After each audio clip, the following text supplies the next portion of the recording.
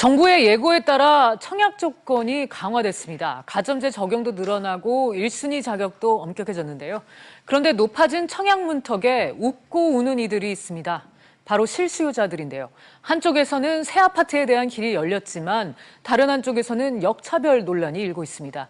왜일까요? 송승현 부동산 전문가와 함께 짚어보겠습니다. 전문가님 어서 오세요. 네, 안녕하세요. 네, 먼저 이 얘기를 해볼게요. 이번 달 초 문을 열었던 이 강남 재건축 분양 현장 말인데요. 로또 청약이라고 불리면서 청약 경쟁률이 500대 1에 달하지 않았습니까? 이 배경 어떻게 보셨습니까? 정말 그 로또 청약처럼 상당히 그 경쟁률이 치열했던 것 같아요. 네. 진짜 뭐 실질적으로 로또라고 불릴 정도로 열기는 정말 뜨거웠습니다. 근데 이 전체적인 배경을 보시게 되면은 지금 2년 6개월 만에 그 민간 택지가 이제 부활을 한 그런 상황이거든요. 거기에다가 분양권 상한제, 거기에 강남에 있는 강남권이라는 게 이런 청약률을 끌어올린 그 큰 배경이라고 보시면 될 것 같습니다.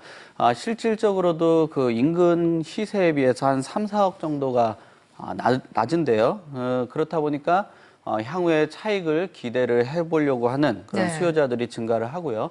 기본적으로 뭐 교통이라든지 학군, 그다음 생활 인프라, 거기에 신축 아파트라는 이런 것들이 입지와 분양가가 낮은 것들과 결합이 돼서 실질적으로 500대 1이라는 상당한 그 높은 청약률을 기록했다라고 볼 수가 있겠습니다. 네, 전문가님의 말씀대로 이제 부동산을 잡겠다는 이 정부의 압박에 지금 이렇게 몸값을 낮춘 강남 재건축 단지가 늘어날 수 있을 것이다. 이런 전망이 시장에는 지금 지배적입니다.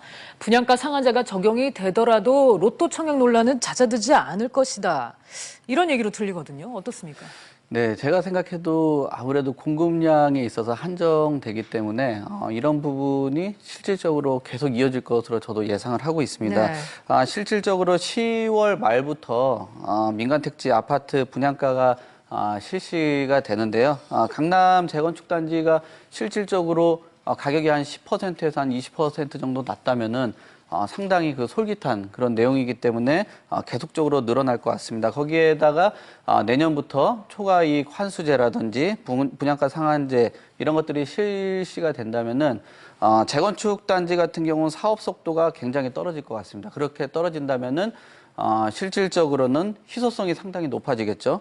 그렇다 보면은 분양가 상한제라는 이런 수익 구조 자체가 일반 소비자들로 가는 게 기본적인 내용입니다. 그러나 그 조합원들 같은 경우는 이런 그 수익이 일반 소비자들한테 가는 걸 원치 않거든요. 그렇다 보니까 후분양으로까지 이어질 수도 있기 때문에 실질적으로는 상당히 이 공급량에 대해서 제약을 받기 때문에 희소성은 점점 높아지면서 그것이 로또 청약까지 계속적으로 이어질 것으로 얘기를 전망들을 많이들 하고 있습니다. 네, 그러니까 분양가 상한제가 오히려 이제 공급량을 한정시키면서 이게 또 희소성 때문에 기존의 아파트들이 이제 가격이 올라갈 수 있을 것이다. 이렇게 그렇죠. 전망을 하셨는데, 자, 이런 가운데 지난 20일이었습니다. 정부가 예고한 청약제도 후속 조치가 시행이 됐는데 핵심만 따져보면은 민영주택에 대한 가점제 적용, 청약 1순위 여건 강화를 둘 수가 있는데 한번 구체적으로 살펴볼까요? 네, 뭐 전체적인 내용들은 많이 접하셨긴 하겠지만 좀 더 그 세밀하게 한번 내용을 좀 살펴보도록 하겠습니다.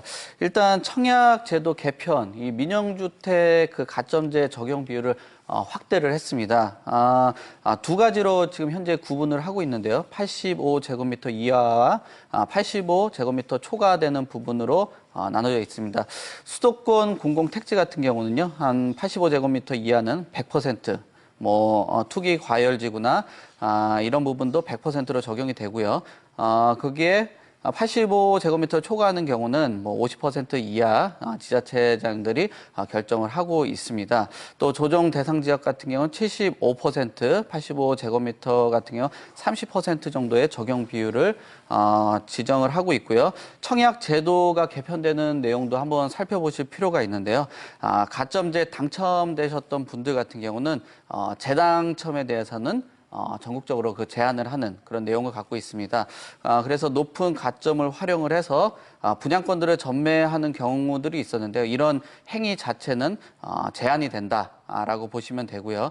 예비 입주자 선정 시에도 가점제를 우선적으로 먼저 적용을 하는 그런 내용이라고 보시면 될 것 같습니다. 거기에 1순위 자격 요건이 강화가 되고요. 특히나 투기 과열 지구라든지 조정 대상 지역들이 이곳에 속하는 그런 내용이라고 보시면 될 것 같습니다. 네, 이 앞서 살펴본 분양가 상한제 또 청약제도 개편까지 정부의 의도는 분명해 보입니다. 날뛰는 집값을 잡고 실수요자의 내 집 마련 기회를 늘려주겠다 이런 건데요. 그런데 말이죠. 오히려 청약 열기는 더 데우고 집값도 더 급등할 것이란 우려의 목소리도 나옵니다. 이 실제 시장의 시각이 궁금한데요. 어떻습니까? 네.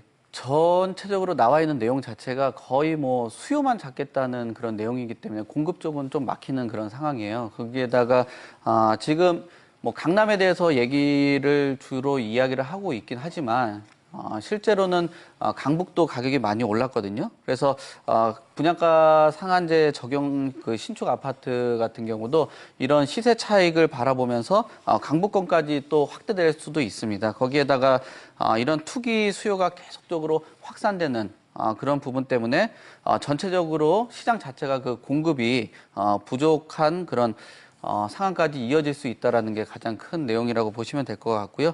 분양가 상한제가 과거에도 여러 차례들 시도는 됐습니다. 근데 아주 단기적으로는 가능했지만 중장기적으로 갔을 때는 실패한 사례들로 가져왔기 때문에 어느 정도 좀 한계는 있다. 그래서 단기적으로는 이런 투기 수요를 억제를 할 수 있지만 중장기적으로는 공급이 흘러나오지 않는다면은 어느 정도 그 한계에 부딪힐 수 있다라고 좀 생각을 하고 있습니다. 그렇군요. 이 형평성 논란도 잇따릅니다. 일부 수요층 사이에서는 돈 있는 실수요자를 위한 정책이다. 이런 볼멘 소리까지 나오는데요. 근본적인 문제가 뭘까요? 일단 뭐 지나치게 너무 그 엄격하고 한정적인 부분도 있어요. 네. 사실 이 실수요라는 것들, 뭐 주택에 대한 그 안정을 취하는데 사실 주택 안정보다는 주거 안정에 좀 힘을 더 실어 주실 필요가 있는데 그런 부분에서 너무 수요에 대한 그 투기 수요의 억제에 대해서 너무 강하게 그 압박을 하다 보니까 오히려 다른 쪽이 튀어나오는 그런 상황이 있습니다.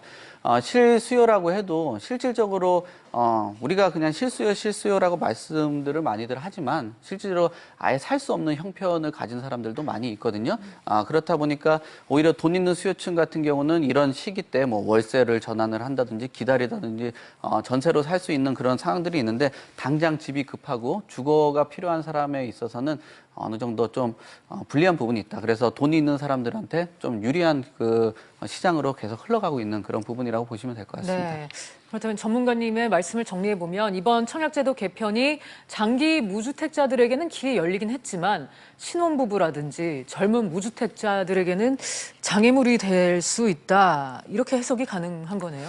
네, 왜냐하면은 아까도 85제곱미터 이하하고 초과에 대해서 얘기가 나왔는데 지금 그 공급되는 주택에 대해서 거의 뭐 대다수가 그 85제곱미터 이하로만 공급이 지금 나오고 있어요. 그렇다 보면은 경쟁률이 굉장히 치열하기 때문에 당첨될 확률이 상당히 부족하고요, 적고요. 거기에다가 젊은 수요층이라든지 신혼부부들이 무주택 기간이 상당히 짧습니다. 거기에 부양 가족 수도 상당히 떨어지는 그런 부분이고요. 그렇다 보니까 이 가점제를 통해서는 분양을 받는 거에 대해서는 조금 그 한계점이 있고요. 그리고 신규 그 아파트 단지들이 이런 것들이 분양을 받으려는 목적 자체가 아무래도 기존 주택 같은 경우나 이런 부분들보다는 대출이 좀 더 수월하거든요. 근데 그 뭐 신규 주택에 대해서 목돈 마련하는 거에 대해서는 좀 부담감을 갖고 있는 신혼부부나 젊은 층들에게는 조금 더 기회 장벽이 더 막히지 않았나, 더 네. 높아지지 않았나 그렇게 생각들을 하고 그렇군요. 있습니다.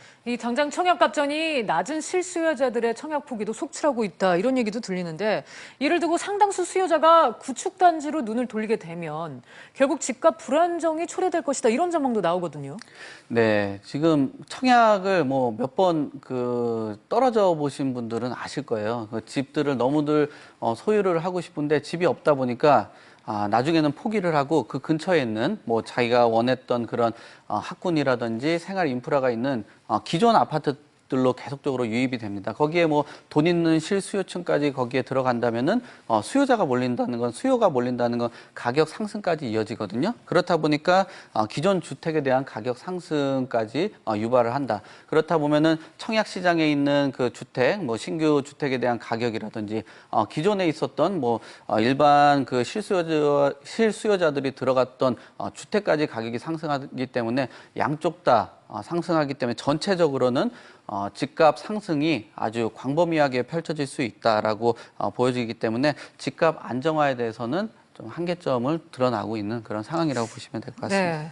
네. 말씀을 종합해 보면은 이 청약 조건의 강화가 이 정부가 집값을 잡겠다는 의도와는 좀 다르게 엇갈릴 수도 있겠다 이런 생각이 드는데 이 마지막으로 이 정부가 지금 세밀하게 이제 대책 보완이 필요할 것 같은데 재원 말씀 부탁드릴게요. 네, 아까 계속 말씀을 좀 드렸는데 이 주거에 대한 그 안정화가 상당히 중요합니다. 주택에 대해서 집값이 큰 몫을 계속 지금 투기 수요를 잡겠다라고 생각들을 많이들 하는데 주택은 계속적으로 흘러가는 부분이 좀 좋고요. 아무래도 그 공용이라든지 이런 임대주택에 대한 그런 부분들이 조금 더 중심을 두고 정책적으로 흘러갔으면 하는 그런 바람이 있습니다. 네, 전문가님 오늘 말씀 여기까지 들을게요. 감사합니다. 네, 감사합니다.